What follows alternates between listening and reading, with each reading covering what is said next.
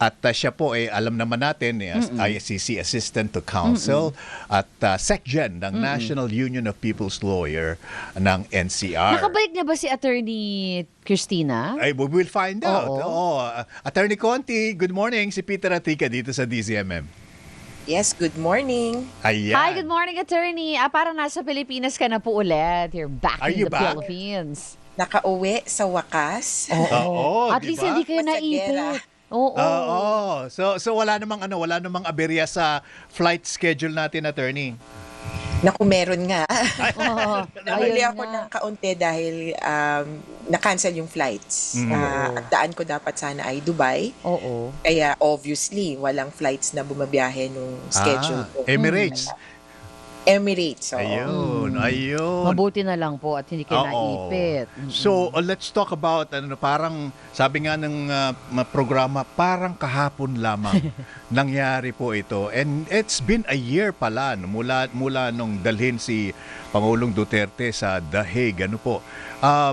Bilang you're very much involved in this case. Ano bang feedback sa inyo? Is ICC moving as expected in terms of pace o talagang ganito ba yung proseso? Medyo may katagalan? Well, yes, we're on track. Sabi nga nila, usually naman talaga, 1 year after ng pagkaka-aresto, yung mismong pagkakahuli, saka lang nagpapatuloy yung kaso or nagkakaroon ng hearing na katulad nito, yung confirmation of charges. Mabilis yung sa atin dahil ang sanay sila, kumbaga, ay kapag nahuli yung isang tao sa isang member state, yung binabanggit natin na pwede pa siyang manghingi ng remedyo sa local courts, yung Article 59 na di umano na violate, ito yung sa Rome Statute na ang requirement iharap ka sa local court, na-bypass dito sa atin. Kaya diretsong surrender. Sa ganong sitwasyon, mabilis. Kaya kasi sa ibang situation, usually, dahil member state pa sila, nagkakaroon pa ng konting resort to the local courts, nag-a-apply ng interim release. After 1 year or before that, saka nata-turn over sa court, tapos saka nagkakaroon ng hearing. Kaya sabi nila, pwede na rin, mabilis na na-turn over, pero nagkaroon ng mga delays. In fact, pareho din halos yung inaasahan na supposedly may period na iko-contest definitely ng akusado ang kanyang pagkakakulong. So ito yung panahon na hingi niya interim release. Ang naging kaibahan lang, si Duterte diretsyong sa ICC humiling ng interim release rather than sa local courts.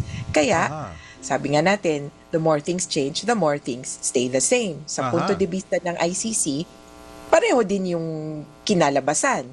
Nagkaroon siya ng pagkakataon na humiling ng interim release. Tapos, nabigyan ng pagkakataon na mag-exchange ng information at medyo quote-unquote on schedule, 1 year after nung mismong release, natuloy ang confirmation of charges hearing. Wow.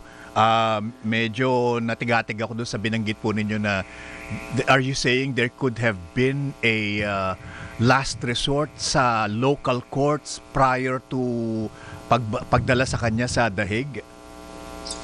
Kung member state tayo, kailangan nating sundin yung sa arrest procedure. First step, of course, yung arrest according to national law. Pero pwede siyang dalhin sa isang local or dapat siyang dalhin sa isang local court. Ito yung laging sinasabi ng mga ng kampo nila. Hindi nyo nga dinala ng local court Pero if I were to look at things, kumbaga, stepping back, hindi na lang yung mismong incident na yun at hindi yung mismong provision, he was given the right to ask for interim release at the court itself. Ang Article 59 kasi, you have to be brought before a local court essentially for confirmation of your identity. At tanungin ka, ikaw ba to? Na-violate ba ang karapatan mo? At, well, kung may gusto kang i-avail, kung gusto mong mag-avail ng interim release, pwede kang humiling yan. Hindi pag-uusapan naman ang jurisdiction. Hindi pag-uusapan kung tama o mali ang warrant of arrest, kumbaga. Kaya, sa totoo, same lang din. Dinala na siya sa ICC, nandun na siya sa tamang korte na makakapagpasya ng kung anuman at nagkaroon siya ng pagkakataon na humiling ng interim release, nga lang, hindi pinayagan. The terms of interim release, in any case, whether sa local court or doon sa ICC, will be covered by the Rome Statute. Hindi po yung parang provisions for bail natin na di ba sa atin kasi maawain tayo sa totoo lang. Aha. Kaya yung humanitarian release more common than not, di ba, sa Pilipinas. Yun yung parang medyo diferensya. Kahit pa pumunta sa local court, Rome Statute pa rin ang pag-uusapan. Kaya yung tatlong factors pa rin. Number 1, magpapakita ba yan sa korte? Number 2, will this person hinder or stop proceedings or interfere with it? Or third, gagawa ba ng dagdag krimen? So, ibig sabihin po ba nito, Attorney Conti, kung kunyari, miyembro pa rin tayo ng ICC, ano? At sabi nyo nga po, daraan pa rin sa local process yung pag-aresto sa kanya, could it have taken longer, especially if pwede naman palang magkaroon ng effect yung batas din ng Pilipinas dito sa mangyayaring procedure ng ICC? To be clear, una, yung batas, yung sa pag-aresto, doon mag-a-apply yung batas ng Pilipinas o kahit na kung anumang bansa na mag-e-effect ng arrest. As in yung procedure of arrest. The manner of the arrest will always be governed by national law. Walang prescription yung ICC na kapag hinuli mo, basahan mo ng Miranda rights, ganyan. Wala. That will always depend on the local police or local authorities who will enforce the warrant. Kaya, laging local procedure yon. Pero, yung sa court, yung binabanggit ko na, punta na lang kaya tayo ng local court para hilingin yung interim release. Doon, Rome Statute ang mananaig. Ang tanong lang doon, yun nga, is there a necessity to detain this person? Kaya sa totoo lang, sa mga ibang processes na dumaan sa Article 59, yung akusado, diretso din sila ng korte. Kumbaga, the local courts found no reason to grant interim release or to, kumbaga, quote-unquote, dismiss the case. Wala pong ganong pagkakataon. Ang tatanungin lang, identity and have your rights been violated or not before the turnover. Pero local court pa rin ito, attorney, 'di ba? At alam naman natin how politics play a huge role doon sa desisyon ng mga local court natin. Can it still happen the way Philippine politics does? The way it affects Philippine politics sa mga cases like this?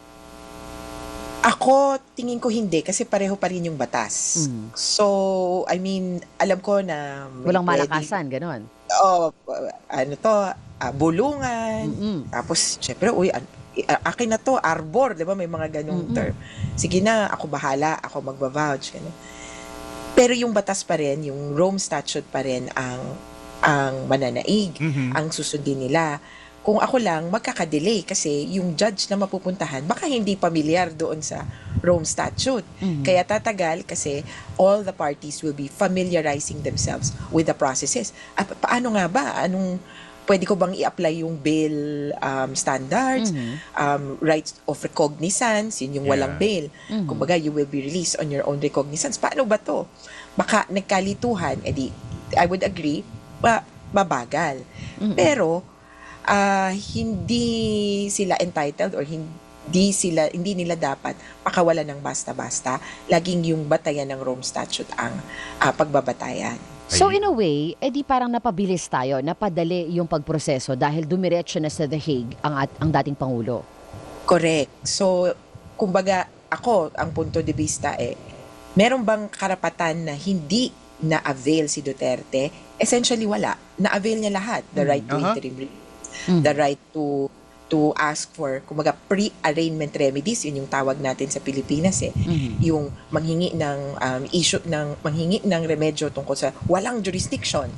Nagawa niya yun. So, naiba lang yung, kumbaga, venue. Imbis na local court, yung paghingan niya ng interim release, naging ICC. Hindi lang napabilis, I would say, mas better yung yung arena kasi yung ICC yung may kabisado sa Rome Statute. Yeah, pero sabi nga nila in hindsight maybe it's all water under the bridge.